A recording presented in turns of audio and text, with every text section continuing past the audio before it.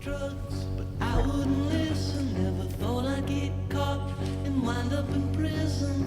Chalk it up to youth, but young age I ain't dissing. I guess I just had to get it out of my system, out of my system, out of my system. All right, welcome to another episode of Uncarcerated. We have a full episode today. The entire crew is here. We just did, Julius and I did a road trip, so we had a bunch of mini episodes where we interviewed Represent Justice ambassadors and filmmakers. Julius and I took a trek to Montgomery, did an episode about that at the Equal Justice Initiative Legacy Museum, and Kevin has just gone on a field trip of his own to the Pacific Northwest. He's gone to the great Pacific Northwest. But the entire crew is back today. So, fellas, introduce yourselves. I'm Kevin Scott. Hi. Thanks. No relation. Good job. Thank you. That's it. See you next time. Yeah, I'm Chris Perry. I'm Julius Irvin, Julius the Great. An unbelievable guest today. We're going to jump into talking to the amazing Chris Perry, who's currently a fellow at Community Spring. But first, anything over the last few weeks jump out for you guys? Kevin, how was your trip? Yeah, we went to Seattle just for a little break, a little vacation. Weather could not have been better. No one's ever said that about Seattle. I know, yeah. It was like extra good. It was like cool and clear and just like a nice like breeze and sunny. It's fucking crazy. I mean, there's like ocean and mountains and forest all kind of in the same eye line, you know? It's like kind of like hard to comprehend, especially coming from fucking flatland Florida. It was like extra appealing. I loved it. The coffee was good. The food was good. It was a good time. It was awesome. Yeah, it was hard to come home. Well, we're glad you're back. Show's not the same without you. Actually, it's much better without you, but Touché. It's neither here nor there. Julius, how's your adjustment coming back after a big trip? I know it's hard for me to like come back to a pile of work and come back to hot-ass Florida. What's your journey home been like? Okay, so it's like levels to it for me. You know, whenever I leave, right, no matter where I go and visit, eventually I start missing home. But I think for me, home isn't necessarily, I don't want to make it sound like I don't love Gainesville, because I love the Gainesville community. I love my hometown. But it's like, I really be missing like my actual apartment, my bed, you know, my fiance. Your nest? yeah, my nest. but it's something special about, for me, traveling other places, seeing other things. It puts Gainesville in like a different perspective. When I get back, I can see things a little bit more clearly. Mm-hmm. But it's like that window of change perception only lasts so long. You know what I'm saying? It's like once I start getting back into the groove of things, I have to fight harder to maintain that perception. Yeah, I feel pretty good being back. The road trip was fire. I didn't know that you know so much about music. I listened to the whole Pink Floyd album. Hell yeah. Yeah. Julius was trying to go to sleep, and I'm like, you need to listen to all of Dark Side of the Moon. Wow. Okay. We had a good time. And I also found out, right, that Lee I've been knew that Lee was a very peaceful person, but this motherfucker got road rage. Some of the most peaceful people are different behind the wheel. I am the worst version of myself when I'm in the car. I say that all same. I am like if you could record me in a car, you'd never talk to me again. I am fucking terrible. Yeah. Terrible. It's my worst moment by a lot. People have no idea what I'm saying about them in their cars. Some stuff irritates me. But my goal was to get Julius home safely and make sure, you know, when you take a friend to a trip, like on a trip or to a concert or whatever, you want them to have a good time, because if it sucked, it's like your fault, you know? So the entire time I wanted Julius to have a good time. So yeah, I felt like it was part educational, part just like relaxing and having fun, but it was awesome having the podcast equipment with us the whole time too. So, all right, so we're going to jump into our interview today. Of course, Uncarcerated is the podcast where we platform formerly incarcerated people, systems impacted people, the change makers working to shift the narrative. You can follow us now. You can go to our link tree and follow us everywhere. We're on Substack, Spotify, Apple. So make sure you go follow, like, subscribe, download. We can't tell if you're listening unless you give us some feedback and follow the show. And these stories are super important. We want to get them out to as many people as possible, because I think the system counts on us being silent, whether it's prison or homelessness, mental health, substance use, those sort of 4 buckets. People get past those experiences and they never want to talk about them again. So, and the system counts on that, whether you work at a prison, whether you work at a rehab, a homeless shelter, you count on people not talking about their experience. So that's what this show is about pushing back against that. And one person who's done that astutely, like from the moment he came home, he was looking to be involved in his community. I was one of the first people that he talked to. He came to where I was working, and you can instantly tell this person has something special about them, and should not have been in a cage. It's hard coming home. If you come home, you just get a job washing dishes, great. That's enough. So for the people that turn around and say, I'm going to talk about my experience, I'm going to try to make other people's experiences better, those people are special. And we have one of them here today, Chris Perry. It's been quite a journey. Coming home, the last couple of weeks have been really exciting. Really exciting. Been working on commissary reform. I was dealing with a lot of mental and emotional pressure. Having to walk into spaces that I never occupied before. You know what I mean? But representing a certain demographic was like really, really new. Then again, not really knowing what to expect, not really knowing whether or not I had what it takes after having gone through the things that I've been through. Yeah, before we jump in and get to know you as a person, I do want to talk about that a little bit, because everyone in here has had that experience of someone with lived experience, someone who's formerly incarcerated, being in a space with academics, or as a black man being in predominantly white spaces. You are the expert in the room, but there still is that feeling of like, imposter syndrome. Do I belong here? What are these people thinking about me? Can you talk about, trying to get something accomplished and also like walking around with that? And what do you do to release that, if anything? For me, it's kind of like facing things head on, which is what I've always done, but just in a different demographic. But I have this amazing coworker named Kelly Lynch, and she pushes me to the max. And whenever I'm dealing with, I wouldn't say I deal with imposter syndrome to that extent. It's more of a fear of the unknown, not really knowing whether or not I possess what's necessary to tackle these issues. What she does is whenever I bring things to her attention, whatever I'm dealing with emotionally or mentally, or when I'm viewing things from, I would say, a negative perspective or doubting, she just reassures me of what she's saw in me day one. It's so important for us to have people around us that are supportive, for sure. Yeah, for sure. I just want to speak to some of that as well, right? For me, it's like imposter syndrome. I have you thinking you're not capable or qualified to do the thing while you're actually doing the thing.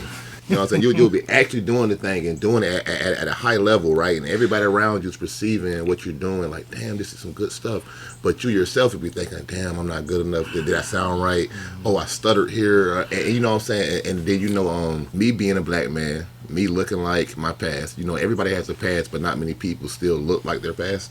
You see what I'm saying? I got tattoos, gold teeth, teardrops on my face, and all of this stuff. So, no matter what interchanges I make, a person can look at me before they get to know me and still see the reflections of my past, right? I've come to realize that there is no certain look to intelligence. And the interesting part about being a black man, right? I could walk into an all-white room sometimes with no sign saying that I needed to change, right? But when I walk into that room, I feel like, I can't be my authentic self right now. I don't want to be misread or misjudged.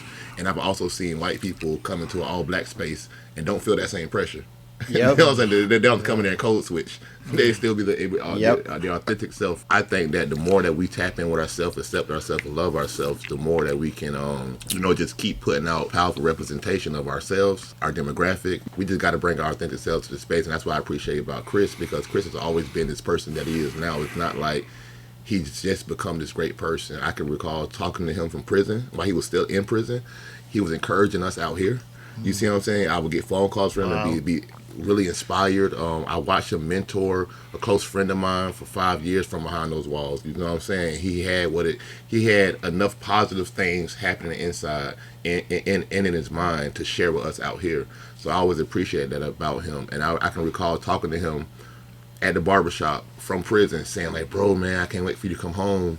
oh man, you gotta come up here to Community Spring, man. I promise you're gonna be the next fellow, man. You're gonna do great work, and it's just cool to me to see him get out and do just that and go above and beyond what I only have the highest thoughts of him.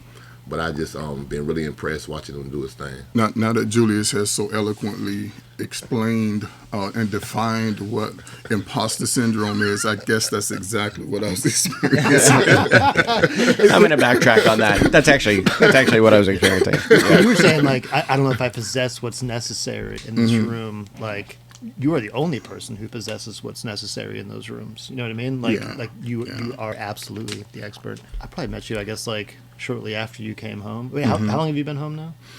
Since November 7th. 7 months, something like that. I guess I met you maybe shortly after. The first time we overlapped, at least. And maybe it's kind of like what Julius was saying. Like, you just like had this undeniable way about you, some sort of like presence or like something. There's some sort of like radiance or magnetism, something that you definitely embody. I would love to hear like maybe, I don't know, like how you came to be, like the backstory, how you have come to be the Chris Perry today. Obviously, you're a different person today than you were at certain points in your life. But I'd love to hear like background, like kind of how you came up and what happened. But first, I want to respond to what you just said. It's kind of like people seeing something in you, and you're hearing it from so many different places, and you want to be that thing, and not knowing that you already are. You know what I mean? Seeking to have what they're saying and what they're seeing, and seeking to possess those tools, but already having them. And it's kind of like having to learn to operate in what you already are, and fighting against trying to fit into a narrative and just being the positive narrative that you are. Facts. I definitely feel you on that, bro. Like, for me, right,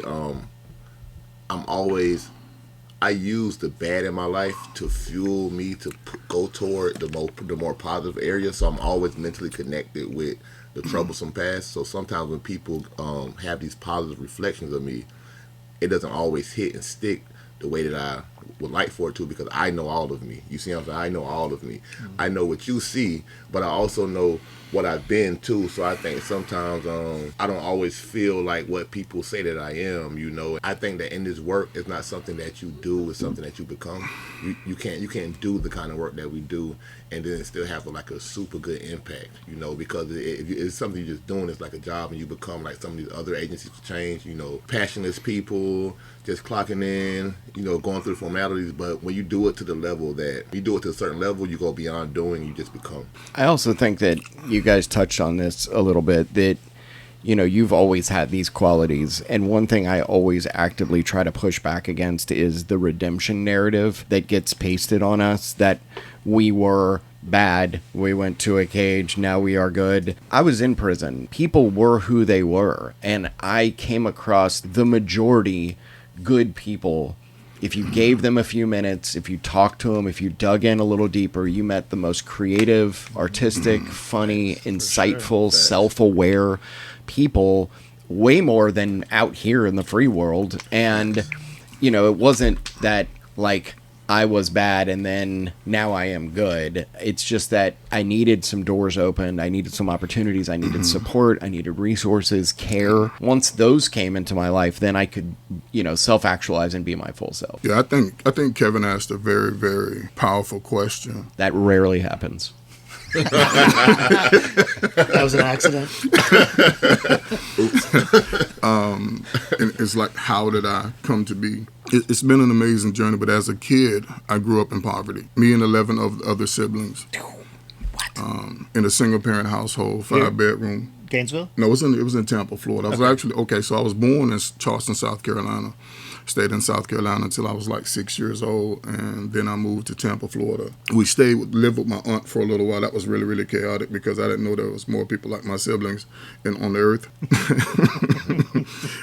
Then we moved out in 1979, kind of 80-ish. We moved over to Central Park, and you know that's when we got the 5-bedroom, concrete everywhere. It was amazing because I'd never experienced that. You know, just being around a whole bunch of concrete, because in South Carolina we lived in a wood house. You know, but then it was a lot of violence inside the home. So it was kind of like a psychological, social norm. I was always able to seclude myself. Me and my sister Rose, we would always seclude ourselves, and we spent a lot of time together just talking about thinking about these different professions. And I was really, really hyper focused on education. I was really good in school. The poverty mindset create other conditions that's not conducive for the growth of a child. So it's like a seed being planted in soil. That seed's ability to grow is solely dependent upon the soil that it's been planted in. There was nothing for me to draw from in my community except me and my sister. You know what I mean? Those conversations that two kids are having. There's chaos inside the home. There's chaos outside of the home. So then, we were very poor. So I had one pair of shoes. We had to spare a green and white Adidas, well, white and green Adidas. And me and my sister Rose, we would share those shoes. You know what I mean? We had gotten to the point where we would go downtown at this place called the Red, White, and Blue, and we would find clothes in the dumpster, whatever. Find different toys. I would just, try to recreate my room. So me making the best out of poverty. But then something entered into my life that changed the dynamic of who I was. I was super hyper-focused on education. I was a nonviolent kid, almost, I would say, a straight-A student. But then I started getting bullied. The bullying just caused me to morph into something that I wasn't. Once I used to run home every day, just running home from school. Once I started fighting back, it changed my life. When violence entered into my heart, man, and the willingness to hurt another human being, psychological and social norm that was in my house and that was in the community became a part of me. Do you feel like that switch that got flipped, was there some element of power and control there, that like you're in a home where you're out of control of so much, there's so much chaos, but now being able to defend yourself, that like you've taken some control back of how this is going to go? Yes, to some extent it was, taking back control, and that was only short-lived in all actuality, because I purposed, it wasn't something that I said I'm gonna do. It was just like psychologically I became a bully to the bullies. I became a defender of the weak. That caused me to morph into something else. See, in those communities, being economically deprived, man, people create other opportunities, and other opportunities are presented to them. Most of those opportunities are presented from the outside, but you never know the hands that's really moving all these mechanisms, and you just look at it as something that's going on in the hood. But really, there are governmental entities that are causing this thing to perpetuate so that they can increase mass incarceration even then, Yep. And looking back at it in hindsight, I see exactly what it was. But I remember being 11 years old, and I went to visit my sister. And she had a boyfriend that was snorting, cocaine. And he would always be short on the light bill money. That was his only bill he had. And he came up with a bright idea. He's going to teach me how to sell cocaine at 11 years old. And that way, at the end of the month, he would have the money. And that happened. I was successful at doing it, but it transformed me into someone else also, because now I'm selling drugs at 11 years old, hanging out with crackheads and prostitutes, When that was over, I ended up moving back to Gainesville, coming to Gainesville with my mom. But I got introduced to something, selling and making money. So I started selling candy in school. I tried to morph back into focusing on my education, but it was really, really hard because the violence was still following me. You know what I mean? It was kind of like I would try to stay away from it, but in other instances, I would kind of like create the opportunity. You know what I mean? Long story short, I ended up getting kicked out of school, and I pulled the trigger the first time at the age of 13. And that was a norm, because when that happened, and selling drugs at the age of 13, I morphed into something else, because now the little kid who never had any fame or notoriety, in essence, what happened was that gave me an identity. It became your identity. It became instead of who you actually were. It became my identity. Yes, it became my identity. I started going in and out of the system. It just breaks my heart to think that a little boy who has dreams and aspirations gets that yanked away from him, and instead of focusing our attention upstream at like, what opportunities should we be presenting to give care and support to a little kid, the focus is downstream on what you did and how you have to be punished now. So now you're introduced to coming in and out of the system. And what was that experience? There were no conversations when I was coming in and out of the system, even when I was growing up, about being a doctor or a lawyer or, college. Or, that conversation never entered the narrative, period. So I was never introduced to the idea of me being like another demographic. So when I go downtown and I see all these different people, when I go to the doctor and see these people, or when I go to any place, seeing any professional operating in a certain capacity, it never dawned on me that I could do that, because that No one ever talked to you about it. nobody ever talked to me about it. It was not a part of the conversation of my community. It was never, the only conversations I had pertaining to me being that had been buried, and those conversations were the ones that I had early on with my sister Rose. Other than that, it never entered the narrative. At some point, those conversations just They faded. There was no adult. Dr. Perry. Yeah. Dr. No. Perry was never to be. Never to be. I see. Never to be. It wasn't even possible. The thought never entered the narrative. You know what I mean? Never entered my mind. Hey, bro, I just want to comment on that, right? Because it's like hearing certain parts of your story. It's like almost as if you're telling my story too, because we come from like the same kind of upbringing and demographics. Coming up as a child, I had so many dreams like that too. You know, I wanted to be an artist. I still know how to draw. I just really like to draw. I like to watch. I would lay in front of the TV, watch cartoons, and draw what I saw on TV. And there was no kind of conversations in my neighborhood, in my household, at my auntie's house, uncle's house about all of the things I could possibly do or become. I didn't have nobody to look at my artwork, with the exception of my art teacher at school. But other than that, you know, nobody cared about any of that stuff. Living at or below the poverty level in those kind of neighborhoods, it's like a dream killer. You see what I'm saying?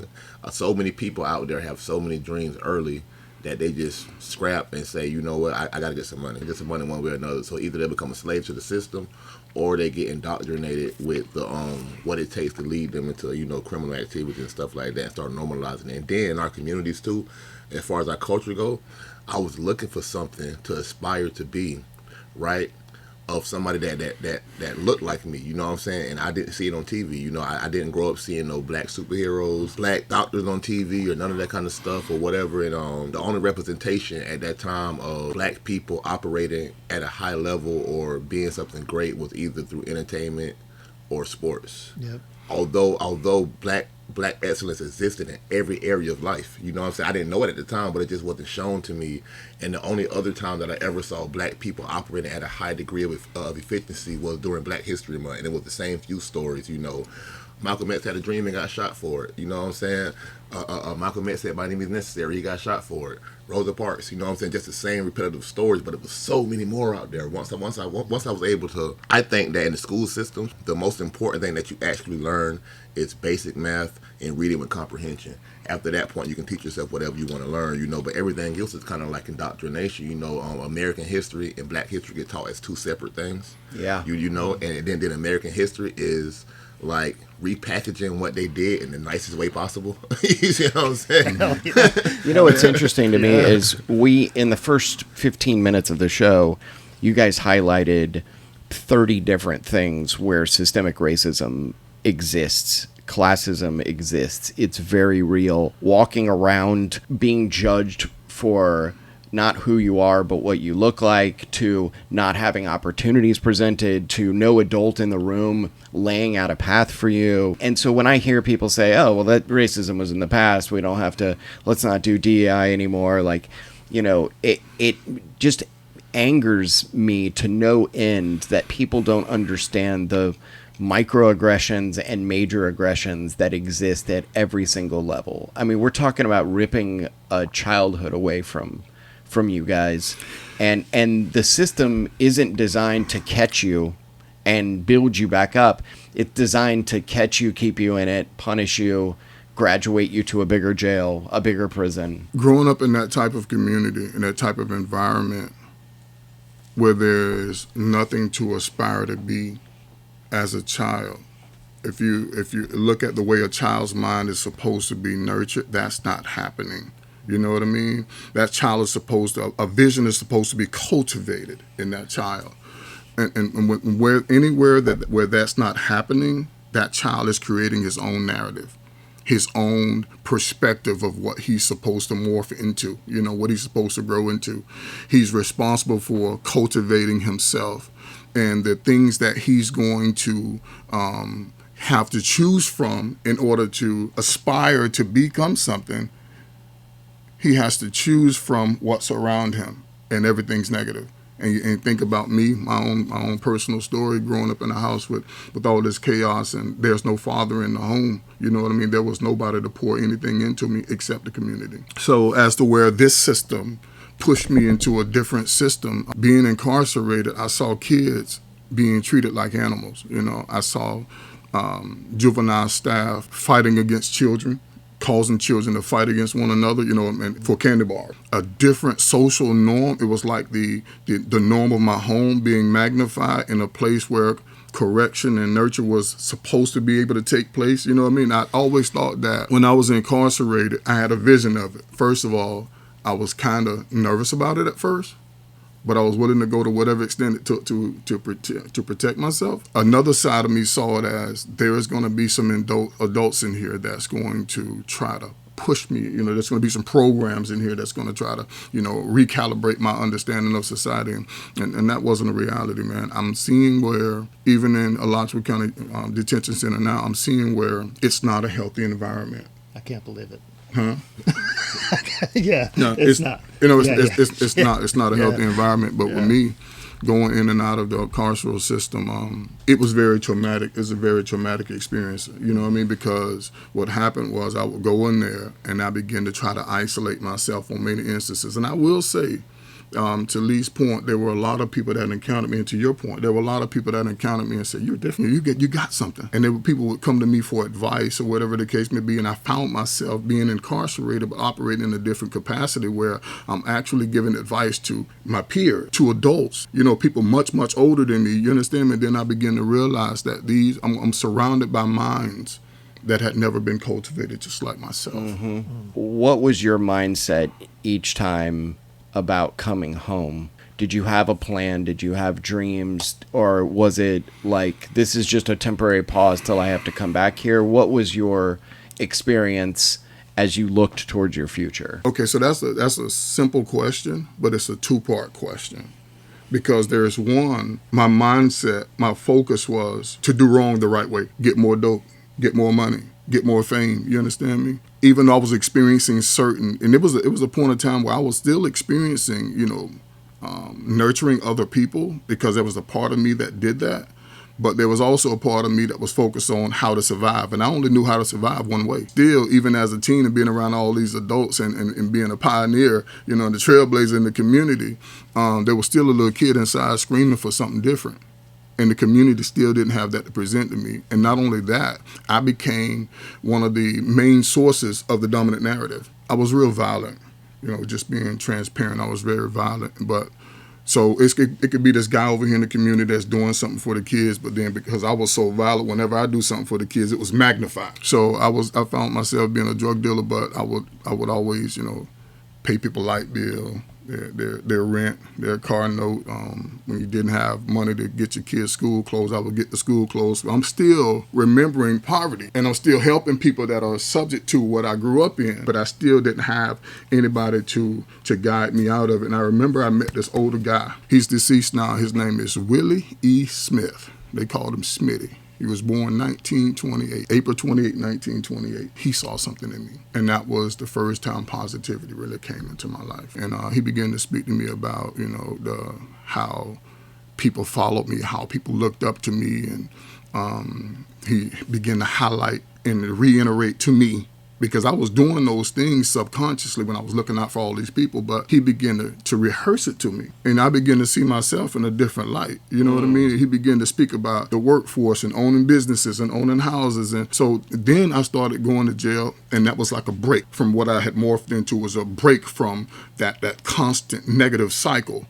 And what happened was I began to hope for something different. You know what I mean? And I remember I took my girlfriend, my kid's mom, we went down to Main Street, and there was this older white guy we met. His name was Edwin. He had a car lot on Main Street, and I went and bought a car from him.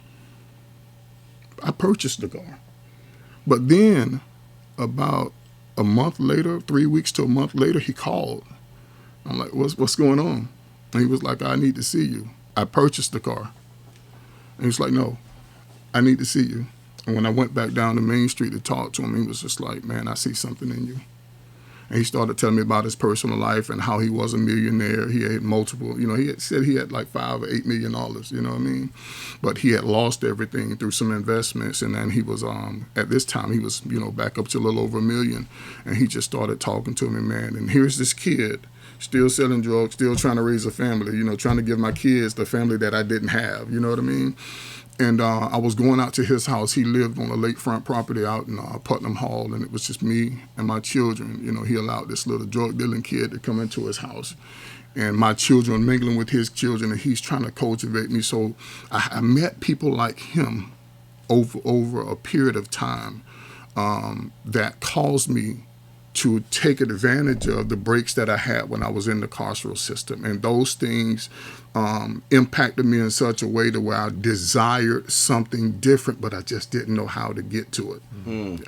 So the first stage had happened. Like you wanted something different. You just didn't know how to get there. I just didn't know how to get there. So many times too, we hear like somebody gets incarcerated and like the general public would think you're going to get presented with like programs and like all these things like some magical fucking process is going to happen to somebody in that cage. That simply just does not exist. The things that were positive for you were coming from community, other people. It wasn't the system. Yes. Like these changes were starting to manifest in you, not with thanks to the system, but in spite of the system. It was other people that were like Smitty and these other folks that were like seeing something in you that were like providing a different possibility for you. Absolutely. Yeah. It's kind of like the day, we're going to get to that, but it's kind of like the day when I met you. I came to Community Spring, and after storytelling, I walked out. You, Kelly, and Shelly were standing there looking at me like I was some strange wild animal or something. So I still see you the same way. But even that day, y'all saw something in me that I really didn't see in myself. Yeah. But we'll definitely get to that. Yeah. Absolutely. Yeah, people think like there's something, I don't know, transformative happening in a jail or in a prison that just simply does not exist. Well, it does exist. I mean, No. You're correct. Yeah, the DOC is not creating these things. You're correct. It does exist. There is something transformative happening in jails, in juvenile detention centers, and in prisons. And that thing is called undiagnosed trauma. Yeah. That's the program. That's the thing that's happening, And you see it where, you go into jail and you see all these brutal acts, or you go to prison and you see all these brutal acts, and you see people being stabbed and airlifted out, and you got guards bringing in drugs to the inmates and all this, and somehow, these, you can look on the prison website, and this is real. You can. We were inside, and we were talking to people about the lack of opportunities in prison. Right? They said we were lying because the website said something different. DOC's website and the programs they offer are totally different than what our experience is. When you dig in and you find out you couldn't go to this class because of your classification, you couldn't go to this program because of the dorm you were in. Oh, guess what? Y'all are getting shook down today, so this class is canceled. We don't have someone to teach this class, so it doesn't happen anymore. This idea that like these amazing programs are happening either in jail or prison. In a class I got a cabinet the woodworking certificate. class. Really? Yeah, but I never learned how to build a fucking cabinet. Oh wow! But I got the paper. Yeah, I went to architectural drafting. I can't draw to save my life. Yeah. I just went in there all day and did sports gambling. That's all I did. Yeah. There was no one teaching the class. And they're seeing all this violence and the stabbings, and not only are you being traumatized in that way, you have your food is provided. You don't have a light bill. You're living rent free. Someone is doing your laundry or whatever. So you become a dependent upon a system that's psychologically destroying you. The only way that you can actually get help for your trauma or get diagnosed for your trauma is if you have a major episode. And most people don't have a major episode. So they come home with that undiagnosed trauma, and they expect it to operate as normal, functional members of society. Thank God. One thing real quick, but here's the thing about having a major episode and having a record, though. When you have a major episode and you have a criminal record, it doesn't always get perceived as a mental mental health crisis or trauma, it just gets perceived as more criminal activity sometimes. You get what I'm saying, though? Yeah. You know what I'm saying? It's like coming from certain demographics, having a certain kind of background, and you have an episode that comes from the undiagnosed trauma. Sometimes it doesn't even get viewed that kind of way, though. You see what I'm saying? Most times they get viewed as just another criminal activity, or as a result of You go to the drugs box, you're using, right. or something like that. They don't handle it as a mental health crisis. It's not handled in a therapeutic way. At all. What typically happens when you have an episode and you come from a certain demographic and you have certain things in your background, you get put in a situation that adds more trauma to the already undiagnosed trauma inside of you. Absolutely. And Julius, it's the same way out here. You know, in us advocating for alternative first responders, if I call 911 or 988 and I'm in the white community and I'm saying I'm having a mental health episode, that's a wellness check. Yeah. You know, I'm going to get a crisis center mobile response team. I'm going to get a paramedicine program. If I have a substance use or mental health crisis in the black community, I'm getting the cops. So I want to keep on this topic for just a sec about undiagnosed trauma, because I think we normalize the jail and prison experience. While you're inside, you have to normalize it. You know, you make a goulash with your buddies, you get on the poker table, Not the you goulash. you try to get through it as best you can. It's not normal. It's not a normal experience. There's constant trauma happening.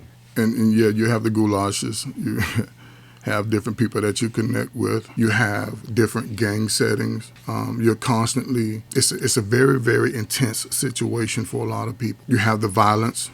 You have the drugs. People are constantly being airlifted out of there. You know, you're constantly seeing blood. I remember every 2 to 3 days as I'm going to chow, breakfast, lunch, or dinner, I'm following a fresh trail of blood. I can even remember one of the most horrific experiences.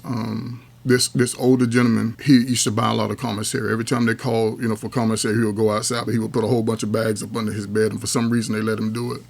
But he ended up going up front one day. He had a seizure, and the officers thought that he had he was twacking out. He was just, you know, and they took him up front, and they slammed him on his head, but his head hit the corner of the bed, corner of the table.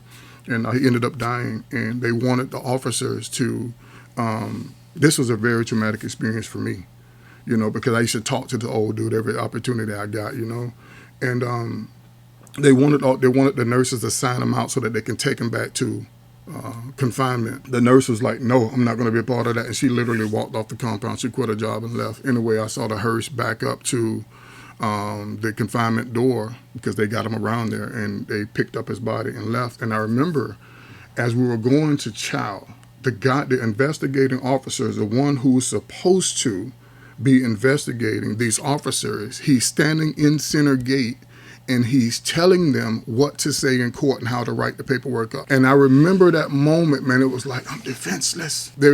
I'm actually defenseless in this moment. The only thing that I can actually do is go till I die, you know? And you could just imagine, I wasn't one of the, I never got stabbed in prison. I didn't even have a fight, you know what I mean? But just being in that type of environment and watching these guys go through these bloody events, man, you have to look at, if it's undiagnosed trauma, no one ever deals with their mind. No one ever brings them back and helps them to cultivate a social and psychological norm. These are the same people that are going to be expected to go out into society and to be functional members of society, having never been diagnosed, having never been treated, and having never been taught. But even more so, when we watch generational trauma, these guys are sons, they're uncles, they're fathers, and these people are going to go out in society, and there's already people waiting on them to come fill a role. And not knowing, not understanding what they're going to bring into the environment, not understanding what's going on in their psychological environment, and not understanding what they're imputing into their children. Look at all the programs we have for veterans when they come home from war. You know, when veterans come home from war, there's, like, I work in homeless services, so I work with homeless families. And there's infinitely more programs for veterans than there are for families. There's no programs to address the psychological trauma that you experience in prison. We are not treated the same way, but it very much is the same experience as going to war. And it is. And, I just thought about it. It's kind of like I was growing up. I just had to try to create this psychological norm. That's exactly what they're doing with much more intense subconscious experiences. I was just talking about this the other day, right? You think about a child raised up in a neighborhood, never got validated, never got told that it's possible for you to be something other than what you see around you, right? And then you think about the consistency of a message, right? Because consistency overrules, hope and ambition sometimes. Because you can have hope and ambition in your mind, right? But there's a consistent messaging that, hey, it's not possible. I haven't seen it happen for anybody that came from my space or whatever. So you take a child like that, right? Then when you start listening to certain types of music that's speaking about your culture, quote unquote, hip hop and rap music has become so destructive, right? And then you watch all of the gangster movies, you watch the Boys in the Hood, you watch the South Central, all of these movies that's reflective of black life in other places, right? They're not showing you the full picture. Just this one narrative gets beat over and over and over and over again, right? And they give you these charismatic people out of these movies. I want to be like Doughboy. I want to be like, you know what I'm saying? Yeah. So you have these things, right? Then you go to prison. Then something happens and you end up going to prison, and the state has you for 5 years consistently, 6 years consistently. You're getting programmed while you're in there. You see what I'm saying? Like, when I went to prison for a VOP on a drug charge, right? I only did a year and a day in prison, but I came home with a chip on my shoulder that wasn't there when I went in, and it got put on there by the system. When I came home, if you asked me, where you about to go, it would piss me off, because I'd be like, motherfucker, I'm free. I can go where the fuck I want to go. Don't ask me no shit like that. I'm going outside. You know what I'm saying? I didn't have that on me before I went in prison. Being there, being treated the way that I was treated for that long period of time, and there was nothing to address what I had gone through when I got out. And something that you said, right? It's people at home waiting for us to come and fill the role, but not understanding the role that we need them to fill for us. A role that we never had even filled in the first place. Yeah. You know what I'm saying? So, and then also too, it can just be so trying to figure out, hey, who am I? What do I want to be? But still having to live to the idea of what an uncle's supposed to be, of what I'm supposed to be for my mom, what I'm supposed to be for these people. But what are y'all supposed to be for me? Is something that I never really got around to even thinking about, because I thought I had to be all of these things for you all, and still trying to be something for myself. So, and then also too, it's tough for the person dealing with undiagnosed trauma, trying to understand it themselves, because trauma doesn't make sense. Feelings don't always make sense. And you're trying to figure out, like, why is this so hard for me? Why did it matter to me 2 weeks ago, but now nothing matters? You see what I'm saying? Why am I not happy? I'm sitting here around family and friends. I just don't understand why I'm not happy. I just don't. So and then sometimes we don't even have the space or the time to really sit with self to process these inner feelings, these inner thoughts, and we just start getting busy, and sometimes you can find yourself attached to a job and you get so busy and everything's going good, but if that job slow down, then those old feelings creep back up of what's going on or whatever. And I can recall, like, understanding I had PTSD or was having flashbacks, I'd literally be on a line, on a cook line, on the fry line, because that was my go-to job that I could get hired at. It was a step above fast food, paid a little more money. I'd be on the fry line cooking, but I recognized I'd be right here looking at the fucking chicken, but my mind was somewhere 10 years ago, reliving the experience I had, and it gave me a physical feeling in my body as if I was still there, and I just had to shake it off real quick, and then, oh yeah, I'm cooking chicken. I had no idea, because I had never consulted with a mental health professional to understand that, hey, that's actually something, that's a sign of this, a sign of that, and I always would punish myself too for not being regular, or not feeling regular, or wondering, damn, what the fuck is wrong with me? You see what I'm saying? Never talk to nobody, because if I talk to you, you might say I'm crazy, or you may say I'm weak, or you may say, man, your big soft head, get up out of here, man. You 6'4", you ain't scared. You know what I'm saying? Yeah, the shame that goes with, this is what society tells me. I did something wrong. I had to be punished for it. I went to a cage. Any trauma that I experienced there was still my fault because I put myself there. So then I come home, there's not a lot of systems. There's no blood test that can show you complex PTSD. There's no CT scan that can show my trauma, right? So, like, even our medical and healthcare and mental health care system is not built for trauma.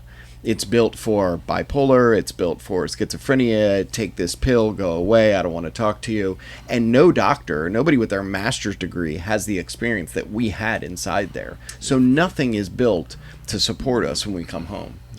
And that just like doubles down on the shame. Like I shouldn't even talk about this because no one's going to understand what I went through, you know. And I find it showing up in my life in so many little ways, you know. I don't want to eat with like 10 people, you know. I don't like group dinners. I eat real fast, right? It's weird. I have all these little weird things I do. You know, when I'm in a car, I need to be driving. I don't want to be the passenger in a car. Like all these little things, I could go on and on and on that I have to deal with every day. And if I had those experiences because I was, you know, I grew up in a wealthy home and I was bipolar, I would get support for it. But because I had these experiences because I did something wrong and I am bad, you know, I just have to deal with it. I think to your point, you and Julius's point, there are a lot of people walking around in fear. They want to expose a certain side of themselves, but in a certain demographic, it's viewed as weak. You understand me? So you have a bunch of people walking around with this mask on, pretending to be something that they're not, wanting to take the mask off, but not being able to because of how they may be perceived. So I want to jump ahead to this last prison experience, Chris, and sort of what combination of like who you were, the hopes that you had now been presented with, what experience made this last one the last one, and then how did that sort of tie into your experience coming home and getting involved at Community Spring? When I went to prison this last time, it was different. It was a lot different. I really delved into the Word of God, and something clicked. So I started dealing with a lot of people, man. It was just like, you know, I was heavy studying the Word of God, and I started writing. I learned, I had already written a book before I went to prison. And I started just writing down different schemes for books, right? And then they just started growing. And so I spent a lot of time to myself, and I invited people into my circle rather than me partaking in other people's circles and activities.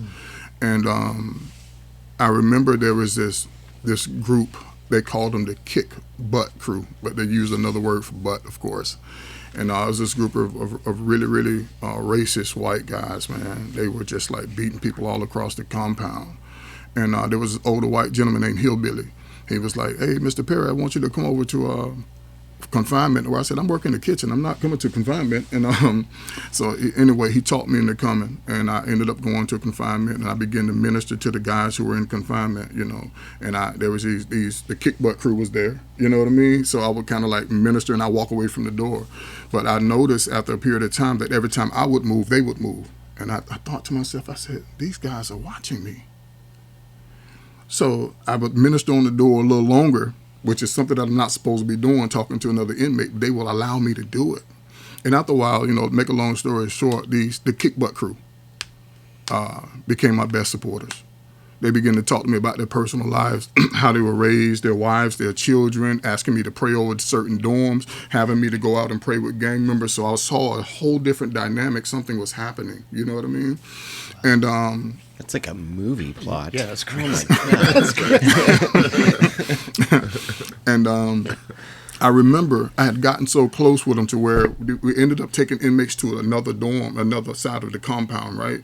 That was unoccupied, but then the AC stopped working in confinement, so we went on the other side, and I found out from another inmate that this was their last night. Remember, these guys are ruthless, you know. And I walked in. I felt comfortable enough to do this. I walked in and I said, "Hey guys, how y'all doing?" I said, "I know I'm just an inmate." And they're looking at me like, "What's wrong, Perry?" I said, "I know I'm just an inmate, man, but I just found out from somebody else that this is y'all last night, and y'all didn't tell me. And if you would have saw the sadness on their faces, they're like, 'We're so sorry, Perry. We should have told you. You want to just hang out with us for the night? We'll get you some chicken and eggs." And I saw that dynamic shift, right? And then I ended up getting shipped from that compound to another compound where I spent the remainder of my time. And it was at that compound that things really, really began to change, right? And I began to see myself in a different light. And just to make a long story short, I began to pray with officers over there. They were telling me about their personal lives, asking me to interpret dreams. There was this ruthless officer on the compound. They called him Self, Sergeant Self. He came to my dorm one day, and this is where the compound got shook, because when Self came, there was something going on.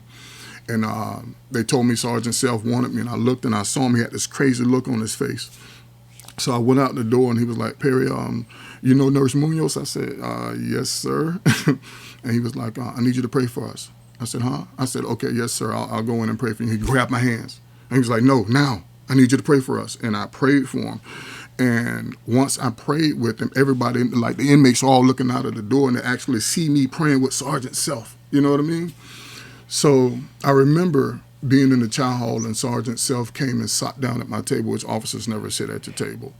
And he had this other young lady standing by him, and he was like, Perry, he said, I was playing with my cell phone. No, he said, I was sitting on my bed and my cell phone was right in front of me, and I normally spend a lot of time on my cell phone. He said, but this time my Bible that I hadn't touched in years was way on the other side of my cell phone. He said, do you know I reached across my cell phone and picked up my Bible? And he said his fiance asked him, what are you doing? What are you doing with the Bible? And he said, my mentor. And she said, your mentor? What are you talking about? He said, my mentor, Perry. And she said, Perry who? He said, Chris Perry. He said, inmate Perry. He said, Perry, I've got to tell you this. He said, before I met you and before this night, I had not prayed since a Wednesday in 1994. Wow. And and just the interactions with that compound, whenever they would have a crisis, or whenever someone lost a family member or about to psych out or whatever the case may be, they would call me to pray with them. And I began to see myself in a different light, you know. And so when I got out, I came out with a renewed sense of vigor, but I really didn't know how to embrace society. But I knew I was going to face it in a different light and as a different person. I finally realized that I had something to give. I had more to give than I had been aware of, and I had more to give than I was willing to give before. You know, I think I entered into a place of selflessness that was inconceivable before. You know. Can I ask you a question real quick, bro? I'm sorry to interrupt.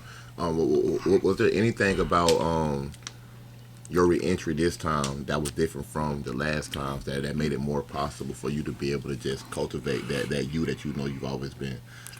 Did becoming a part of Community Spring help you any, you know what I'm saying, with that transition or anything?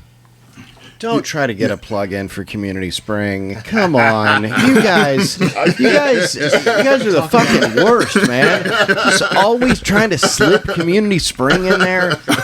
Could you talk about how great we are for a while? It was, well, that's a two-part question.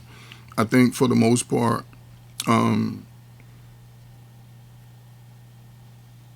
I knew that I wasn't. This time I came out with assurance. I came up with a confidence that previously, you know, this was unmatched. I knew that there was nothing behind me, and I came to a greater sense of awareness of who I was and what I had contributed to society. You know what I mean? So you felt like that was like, I can't fail. I can't fail. I remember, if I go back to a prison experience, there was this young guy, I'm not going to call his name. He was from Gainesville, and he had a first-degree murder charge. And I had never met him until, you know, this prison experience. And we were sitting there talking. He was telling me about how he caught the charge and everything. And he had came to Gainesville from Miami. I know you're talking about. I know this. He came to Gainesville from Miami, and as a kid, I was kind of like a household name in our community. You know what I mean? And not for any good reasons. Period. I remember this kid talking to me and telling me he had a life sentence, and I'm sitting there feeling so sorry for him. You know, that he had to experience that, and now his life is gone. And right before we got up out of the day room, he said, "Hey, what they call you?" And I said, "Chris." He said, "No, that what they call you on the streets." And I gave him the name that they called me on the streets. And he just, oh my God. He was shocked. He was like, I'm so glad to meet you. man, it's a pleasure to meet you. I'm like, what are you talking about? He said, man, when I came to Gainesville, he said, man, I aspired to be you. He said, man, you influenced me, and I'm thinking about this kid has a life sentence, and I'm going home in 1.5 years. And he's saying that I influenced him. I influenced him to be where he was, and that shook me to my core. I remember going back to my bunk and just laying there, man. I mean, I was in tears. That was a real moment, a real transformative moment. And it caused me to view influence in a different way. But also I wanted to position myself to be able to use my influence in a different way, because not only did I affect him, I affect many others, not only those that are in the community now, but many of those that are in prison and many of those that are in the grave. So I remember getting out, and I went over to release reentry. I met this guy named Lee. Sounds terrible. Yeah, perfect. I met Lee, and we talked for a while, and it was very brief, but I just kind of knew I was in the right place, and he was very, very calm. You know, I mean, one of those people that just look you in your eyes and you can feel the compassion. And I can tell that he really, really cared. And as it was like he was telling me to go to Community Spring, but he said it like in slow motion. It was normal for him, but for me, it was like it was in slow motion. And so I went to Community Spring. You know, I took his advice. I went to storytelling. Community Spring is downtown Gainesville. Remember, as a kid, me and my sister used to go downtown. And beforehand, I never identified or could identify myself with those people operating downtown or any profession. But when I went to Community Spring, I was greeted. You know, it was like a very welcoming environment. For me, it was like people were kind of attentive. So I went to storytelling. I did the little storytelling event, and as I'm walking out of the door, right, I did speak. And as I'm walking out of the door, Kevin, Kelly, and Shelly were standing there. And they were like, would you like to be the next fellow? And I'm looking at them like, I've never heard of a fellow. And they told me what the position was or whatever. And I said, sure. They said, we're going to send you an application. There's no guarantees, but X, Y, and Z, you know. I ended up getting the position as fellow Community Spring and coming downtown Gainesville to work. And I'm seeing now in hindsight how that dynamic played out, because coming out of the carceral system, being institutionalized to some degree, and having been living in a bubble to some degree to protect myself from the things that I had been around or exposed to, Community Spring was the perfect piece to the puzzle. It was something, it was an entity that embraced me. And I think the thing that shocked me most about Community Spring was the environment, the family-like environment that they had created in there, you know what I mean? So I was not only in downtown Gainesville working, you know what I mean, but I had a new sense of family. I've had this experience in my life so many times now that I don't think it's coincidence, but I am often in the exact same place, but with a new mindset, or I'm meeting the exact same person, but I'm a different person now. It's like you're visiting the ghosts of your past, but you get a chance to do it over again, you know? Absolutely. And so that dynamic of like, oh, I was here, but my experience was different. I was in this bubble and I could only see these people, these experiences, but now I'm in the exact same place and I'm seeing this whole other thing, this whole other piece of the world. Yeah. Absolutely. And it was like an incubator for me because, remember, you remember I was talking about how my home wasn't as a child? Well, coming out of the carceral system and this aspiring to do something different, I needed to be nurtured. The environment of Community Spring was perfect because it provided me the nurturing, and it also gave me the exposures to things that I otherwise would not have been exposed to so rapidly, you know? And I have the opportunity to work with this amazing young lady named Kelly Lynch. And The worst. The worst? The worst. She is the worst. Hey, Chris, before we wrap up, I want to talk about the work that you're doing at Community Spring and the impact it's going to make. Because for those that don't know, Community Spring takes systems impacted people, and you go through a fellowship and they let you design your own social justice campaign. So Kevin worked on Just Income, which is still doing amazing work to this day. I worked on Links Not Locked. Can you talk about this murky, dark world that you've immersed yourself in of the commissary, how people are being taken advantage of inside by these predatory companies that are multi-billion-dollar investments into keeping people poor while they're inside and keeping their families poor who are pouring money into the commissary system. That research is also something that I wasn't fully confident doing. When I delved into it, it was deep. It was definitely deep and dark, and I found out that the head of the commissary entity is a global investment firm called HIG, and somehow these heartless people found an entity that they could utilize to accomplish their goals. And those two entities was what's called Keith Commissary, Trinity. And what they did was, the last time Keith and Trinity reported was in 2012. They reported their income 2012 and 2016. This company, HIG, merged these two companies up under another company, which is a holding company called TKC Holdings. And up under TKC Holdings being a part of a global investment firm, they no longer have to report their income. So we can't even find out how much money they're making. Holy shit. Diabolical. So These are the real criminals. These are the real criminals. Absolutely. Not the guy who did drugs or stole a candy bar. These are the fucking criminals. And they'll never do prison time. Never. And what they did was and I remember being in prison, and I was thinking that we were all thinking that because the commissary was switching from Keith to Trinity, we thought we were going to get lower prices. Yeah, that good Keefy coffee. Yeah. Tastes like motor oil. But what happens is they're allowed to function unregulated. Their sole purpose, their goal is to increase profits, but they have this people that are a captive market, and these individuals are eating from the chow hall with these things they call rat patties. You ever heard of rat patties? Yep. Yeah, Delicious. delicious. My favorite. But what happens is it pushes them to commissary. You know what I mean? And when they go over to commissary, they're spending these high prices in order to avoid the rat patties, because the rat patties cause cancer.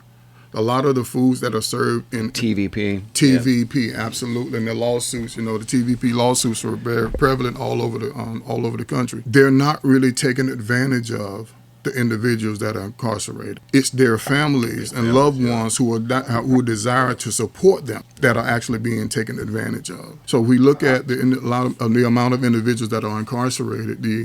The vast majority of them come from economically deprived community. They live in poverty, So here it is, my loved ones or the loved ones of individuals that are incarcerated are actually trying to support them from a poverty-stricken state. And by them allowing these entities, these commissary entities, to mark up the prices so high, they're actually sucking money out of these economically deprived communities. And they're costing families billions of dollars per year. Money that would have provided more food for their children. It would have money that would have allowed a parent to be home more. Or to have a home, period. To have a home, period. Billions with a B. Billions with Billions a B. Opportunity to actually be home with your children. Because when you look at it, whenever you have to do something extra in it, when you're already poverty stricken, whenever you have to gain extra money, it's going to cause you to have to come out of the home. Yep. And when you're out of the home, your children are now vulnerable. And I think that this entire system is designed to perpetuate poverty, crime, and mass incarceration. Because then you have more customers. More customers. And I think the biggest atrocity is they're taking advantage of the love that these poor people actually have for their loved ones. It's heartbreaking. So, Chris, what is next for this project, and what is next for you? Okay, so we're making headway here in Alachua County. My desire is to see this process through to where they've already made adjustments to the commissary in the Alachua County Jail. I'm looking forward to connecting with other organizations in Nevada and California, so that hopefully we can make some some changes on the state level, because I'm thinking that the work that we're doing here in Alachua County will be able to speak to surrounding counties, ultimately to the state. You know what I mean? And once it speaks to the state, I think if it speaks loud enough, we can penetrate DOC. Yeah, you're like making a playbook. You're like making a playbook right Absolutely. now. Yeah, Absolutely. You're building the blueprint. Yeah, because Amazing. because the other states that have done it, they've done it on a state level.